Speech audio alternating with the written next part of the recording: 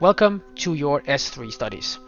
Now we need to start with the absolute basics, namely your Euroscope setup. You have been used in the past to your ground layout, and that has now been substituted by an airborne radar showing the primary as well as secondary radar returns. Throughout this presentation we are going to come around this technical aspect and look at the scope in general, the tags, primary versus secondary radar, and last but not least the TOPSKY features that you will use. This is absolutely vital knowledge from the very get-go, and you are expected to read up on the manuals yourself. You will be tested in them. The scope looks like this. These are all the colors, layout and settings of what we call copans. The Euroscope system that Denmark use, both on VATSIM and in real life. Lots of lines around that is indicating the different sectors that are used for different TMAs and ACC sectors. All these sectors you will learn about later in the course. They will light up in bright white when an adjacent controller is online, so you must always keep an eye on whether the line is thin or brightly thick. In this case, Copenhagen Control came online, so that's the indication. Also, you can see you have an extended center line from the active runway displaying every 2 miles. And also you have like obstacles and helper lines, and all these are present throughout something called TOPSKY maps, something we'll be talking about later.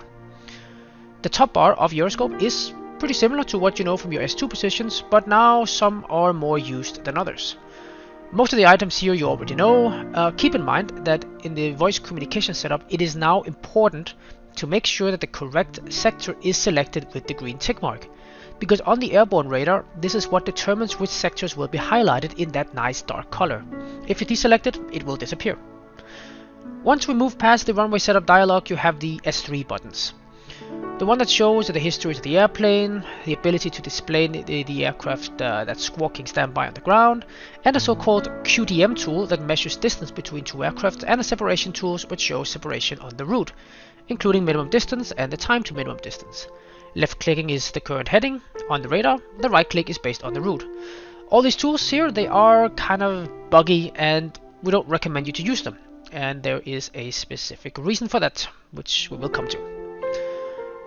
Moving on, you have the list. Departure list, you know, except it's slightly different, tailored more for the approach view of things. You also have 2 other lists you may or may not have seen before. The sector inbound list, showing you the airplane that is on their way towards your airspace. Most interesting here is the squawks that you can set if unassigned, just like you know it from the ground. And secondly, you have the sector exit list, which shows the airplane that are in your airspace that you have assumed. And that brings us to a new term for you, assuming an airplane. On an airborne radar, it is expected that you have assumed the tag of the airplane you are controlling. This is a way for everybody else to know that you are the one in control of the airplane and the one talking to the airplane. To elaborate more on this, we have to move to the tag. This is the tag of an airplane. It is basically 3 different lines and they come in various colors. Gray means that you have nothing to do with them and you should just basically forget about them. They are unconcerned. The colors you should care about are these.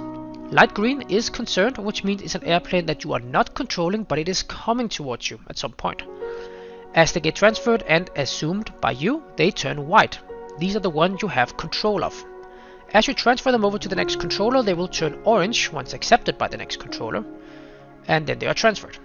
Green, white and orange, signifying the stage of the airplane in relation to you. And it's actually really a timeline. Green before you get it, turns then afterwards to full white, and then as you transfer the call sign it turns orange. A very elegant way of keeping track of the timeline of the airplane. The way you assume the airplane is by clicking on the call sign and clicking assume. Once it's assumed, you basically do the same to transfer. As you see, there are a lot of different items here, and the menu changes depending on the phase of the tag. We will get to that in just a second. Now, before we get to that, let's look at the tag. As mentioned, it has 3 lines, which each signifies something different. The top line is what we can call the airplane information line. It's information about the airplane. Call sign, aircraft type, wake turbulence class, and squawk. Stuff that you would normally find in the flight plan. Notice the green letter there, we'll get back to that soon. Apart from that, the call sign menu that we just saw, you can't really do much with the first line. There's some small gimmicky things by right and left clicking in different places, but nothing vital. The second line though is much more interesting. That's the variable information concerning the flight path. It's showing the current altitude, the current routing, the speed, the requested flight level, and the destination. Some of it is also going to be editable. The third line is your line.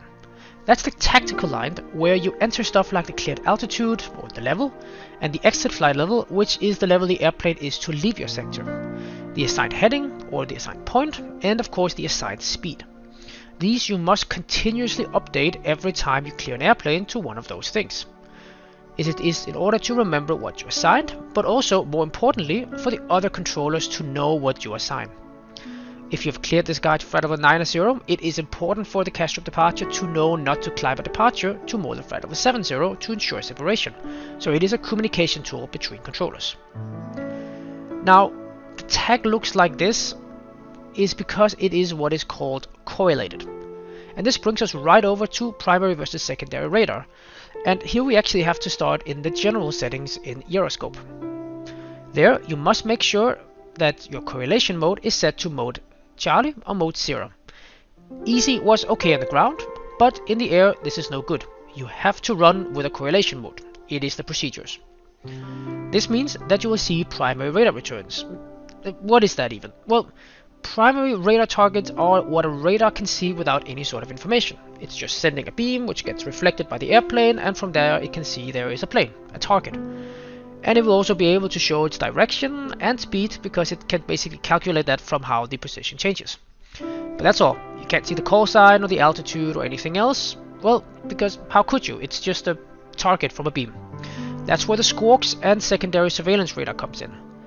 By assigning a squawk to the airplane, the transponder of the airplane transmits a code alongside with a lot of other information like call sign, altitude, location, and much more.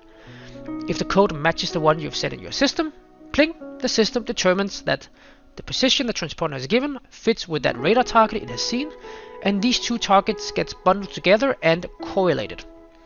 This is a critical step you must take always. If you maybe were wondering why controllers were so mad when you were giving a takeoff clearance on tower to an airplane with an incorrect squawk, this is why.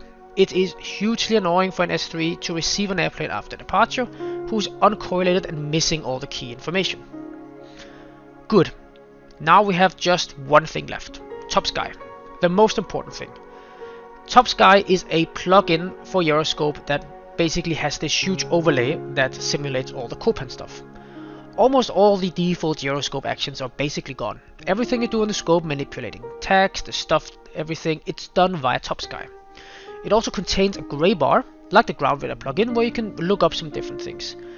There is in general not that much in this bar applicable to approach, but there is a lot of information which you can read up on yourself, so we'll skip it for now and you can discover it yourself later. Let's start by returning to the tag. We need to see how you use TOPSKY to manipulate it. First of all, you open the call sign menu when it gets transferred to you, and you assume the tag. Remember, you can't do anything with the tag until it is yours. Then you can see from the call sign menu that there are an ocean of options. The assume has been replaced by transfer button, and actually there are three transfer buttons. The regular transfer, the transfer and release, which allows the next controller to perform certain actions in your airspace, and a manual transfer. Because remember this green letter?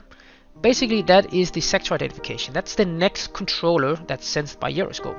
You can click to change it if you need to, but you can also choose to manually transfer to any controller on VATSIM via the manual transfer menu. Choice is yours, but keep in mind that normally these green letters are the correct next sector.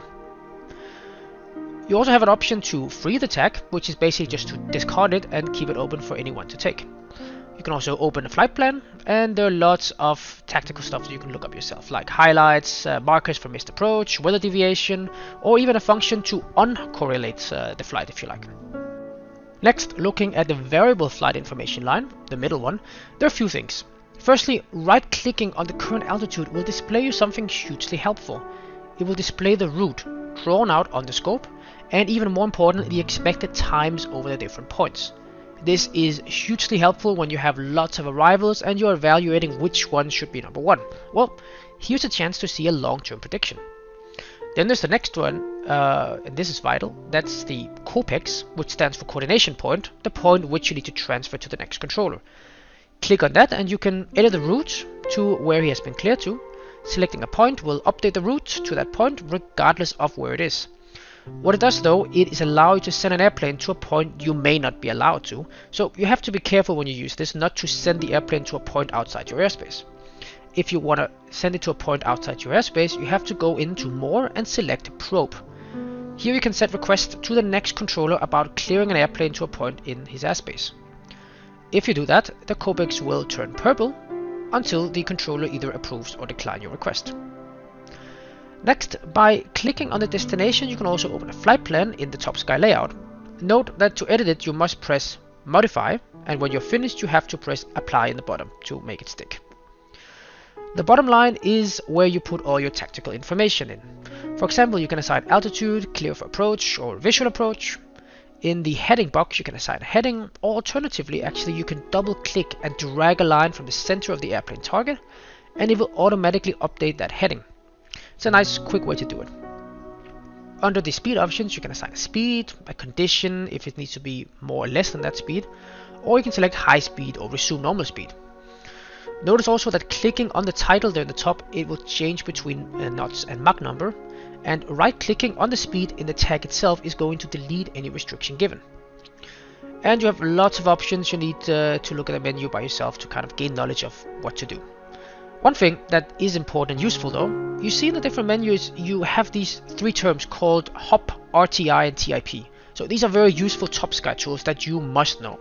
Well, HOP is basically called Hand Over Proposal, and it is not used in Denmark at the time of this recording, so you can disregard that. The other two though are called RTI and TIP, and stands for Request Tactical Instruction and Tactical Instruction Proposal. It is a way to request a different state of an aircraft without having to coordinate it via voice. For example, if I want Gemini 121, instead of following the star to fly heading 130, then I can select the RTI and select 130. It will turn purple and request the previous controller for that heading. It's basically like requesting directs as we looked at earlier, but with headings and speeds. Oh, and TIP, it is the same. It just depends if you're requesting an instruction from the previous controller or if you request it while having the tag for the next controller. But the idea is exactly the same. You either request the instruction for a tag you don't have, or you propose an instruction for a tag you do have for the next controller. Now, enough about that. Let's move on. Remember when I said that all these Euroscope tools were not to be used? That's because they're old and buggy, and TOPSKY basically have the same tools in a much nicer way. To access these, you must access the radar menu, which is by holding down the Alt key and right clicking on any empty space on the scope, and then you get up this radar menu. By the way, you can lock it to the screen by pressing on the radar menu square there.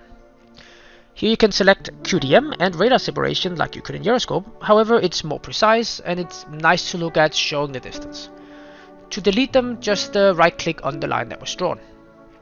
Further down you also have the track control where you can select an ocean of different options. Very useful is the one that will show where the airplane will be in the future.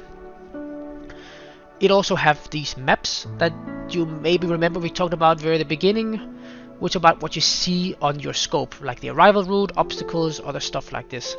All this visual stuff on the screen, and it can be turned on and off from this menu, and you can actually select a whole variety of things. So that should be enough to get you going with Euroscope. There is a manual for TOPSKY located in the plugin folder that you can read up on. Return to this video during your training, and if you get in doubt when sitting online, and make sure you have good controls of these features before your first session. Thank you for watching.